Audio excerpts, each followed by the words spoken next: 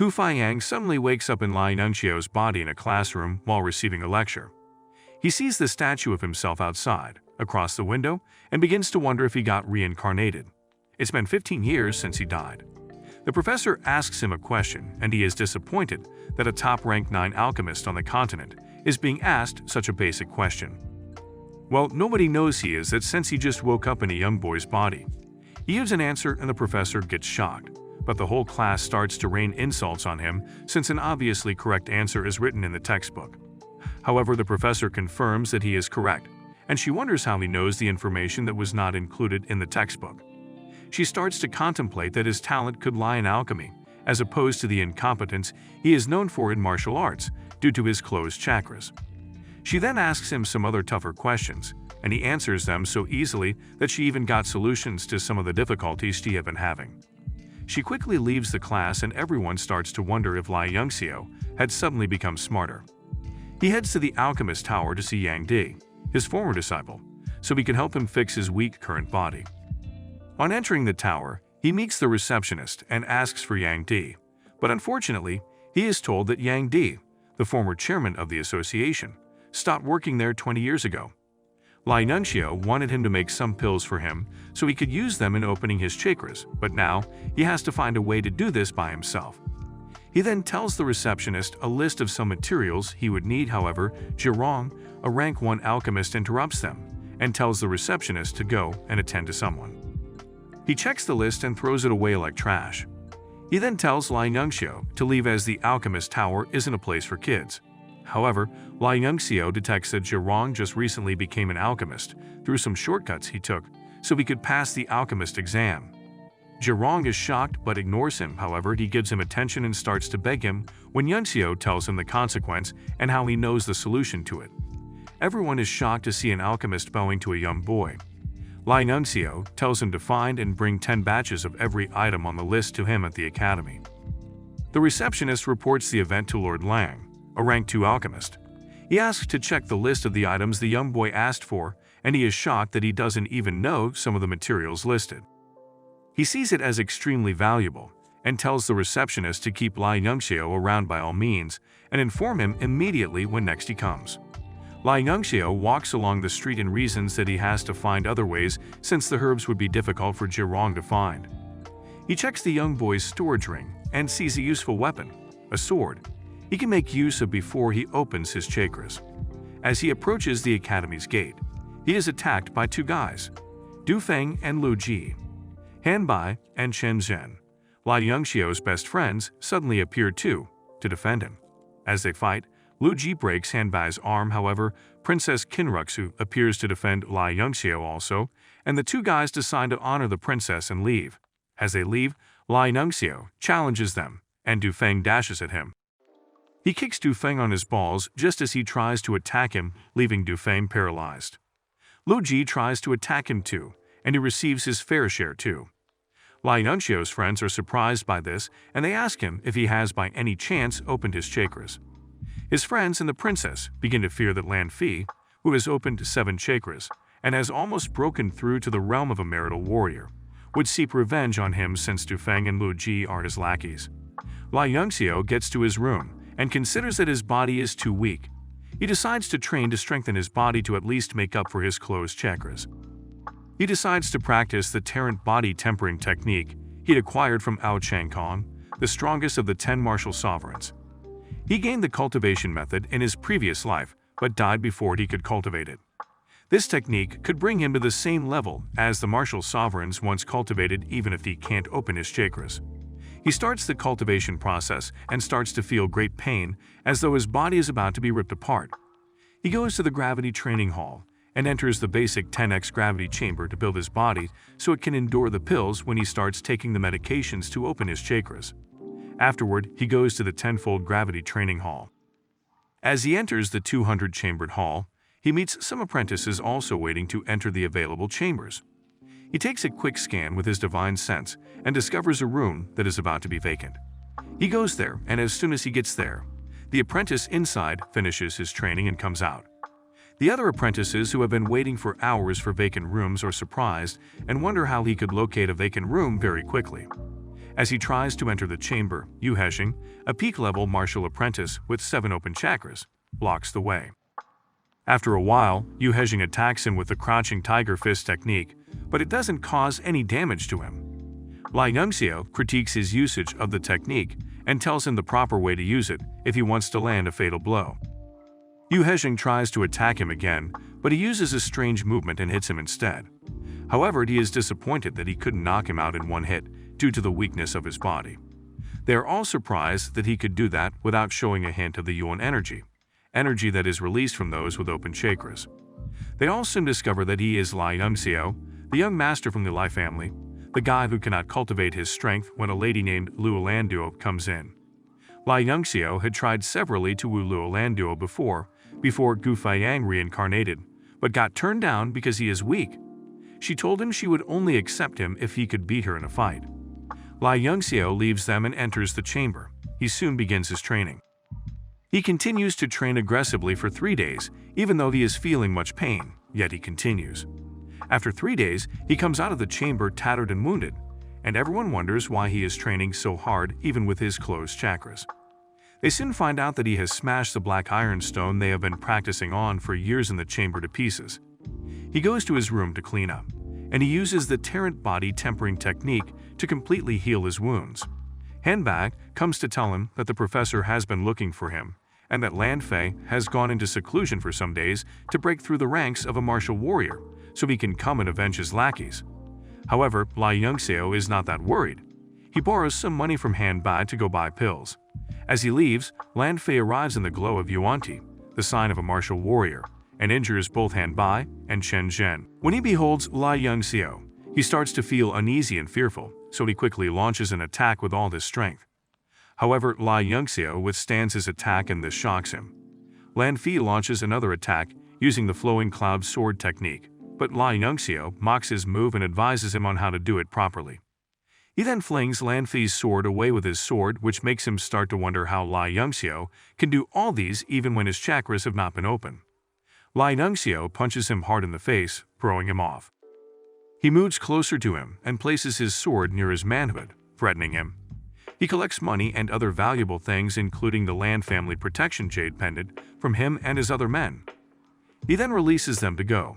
Meanwhile, Zhirong has been watching the fight all along. He wonders how Lai Yongxiao could defeat Lan Fei, and he fears that he can't handle them either. He tells Lai Yongxiao that he has been able to gather 6 batches of what he asked for. Lai Yongxiao then tells him to heal his friends first before anything else. He first refuses, but he does it anyway. He has no choice if he wants the detoxification method from him. After healing his friends, he demands that Lai Yongxiao tell him the detoxification method. Lai Yongxiao gives him the prescription and Zhirong sees that it's a reliable one. He then tells Lai Yongxiao that they are now even, since he already got what he wanted. However, Lai Yongxiao tells him that the prescription will only remove the toxins from his body without causing any side effects, but there's another problem the toxins have caused. They have begun to weaken his soul power. He tells him that there's little chance of him ever breaking through to the ranks of a rank 1 alchemist again. However, he also tells him that he knows a way he can recover his soul power and become a real rank 1 alchemist in just 50 days if only he would become his servant. Zhirong first protests against being his servant, but later summits, and Lai Yongxiao gives him the soul cultivation art, a very rare soul refining technique. Lai Yongxiao desires to become an existence surpassing even his previous life, breaking through into the realm of the legends, and he is relying on the divine soul expansion technique, which he discovered shortly before his death. He believes this technique must have had something to do with his reincarnation. Using the divine pendant he got from Lan Fei and the materials Zhirong got, he practices the cultivation technique and finally opens 5 chakras. Seeing that the jade he got from Lan Fei was very effective in arousing his body's potential, he aims to also obtain the other 4 jade pendants from the Lan family. His 2 friends come to see him and warn him about a potential threat. Lan Fei's half-brother, Lan Xuan, ranked 3rd in the entire academy. Lai Yongxiao makes him his next target instead, as he needs to get his hand on his divine pendant also. Lan Fei goes to see his uncle, Wang Feng, to help him get his divine pendant back from Lai Yongxiao. Wang Feng, a teacher in the academy, tells him that he will find a way to use the academy's rules to expel Lai Yongxiao. At the academy's annual assessment, that will be held in 7 days as long as Lai Nunxio can't show his chakra glow. They will then retrieve the jade from him as soon as he leaves the academy. Lan Fei feels that 7 days is too long to have Lai Yangxiu expelled and comes up with a plan to get him expelled before then. Lu Yangxiu receives a letter while practicing his cultivation in his room. He checks it and sees that it's a love letter from Lu Landuo, asking that they meet up at Maple Grove. He dresses up and leaves. Meanwhile, some guys were sent by Lan Fei to plant some things in his room while he is away. However, unknowingly to them, Lai Yangxiu finds out. He heads back to his room after they had left and sees female underwears under his bed cover. He decides to play along also. He goes to Maple Grove, and on getting there, a young lady comes running to him asking him to save her from a guy who is trying to assault her. However, Lai Yangxiu had already sent someone to inform the academy officials. The dean of students, Teacher Feng, appears with some other people, and the guy and the lady are shocked. They were planning to frame Lai Yangxiu, but he was smarter than them. After a while, as they attend to the issue, Lan Fei appears with some people reporting that there's a thief who steals female students' underwear in the academy. He claims that someone saw the thief running in the direction of Maple Grove. He points out Lai Nunxio as a suspect with the backing of the witness and requests that they search his dorm to prove his innocence. Lai Nunxio agrees and decides to take them to his dorm. On getting to Lai Nunxio's dorm, they are surprised to meet Wang Feng, Lan Fei's uncle, already waiting there. Wang Feng tells them he hears that a perverted thief is causing trouble and is there to observe and capture the thief. After a while, they all head into Lai Nunxio's dorm to search. Meng Kun, the witness, is told to do a thorough search, and after much searching, he is shocked as he doesn't find any evidence to prove that Lai Nunxio is guilty as he was expecting. He whispers to Lan Fei that he can't find what they planted in Lai Nunxio's room, and Lan Fei gets shocked. Wang Feng, knowing that their plans did not work out, makes up excuses and says the school will look into the matter. He tries to leave, but Lai Nunxio protests that Lan Fei must give him an explanation for what just happened. Lai Nunxio accuses Meng Kun of bearing a false witness and says Lan Fei, his boss, must be responsible for this. He then says they must search Lan Fei's dorm too. On getting to Lan Fei's dorm, with nothing to hide, he willingly tells them to search his whole room. After a while, a chest is brought out, and when Lan Fei opens it, they shockingly find several female underwears in it. A piece of information also reveals that Lan Fei forces his lackeys to do horrible things. Everyone starts to demand justice. Wang Feng is surprised that Lai Nunxio could be that good at scheming. Lan Fei begs his uncle to help him, but his uncle despises him and leaves. Soon, the academy's verdict was released, and Lan Fei was expelled. Hanbai informs Lai Nunxio about the expulsion and tells him they are doomed to fail as the year's examiner is Wang Feng. Lu Yangxiu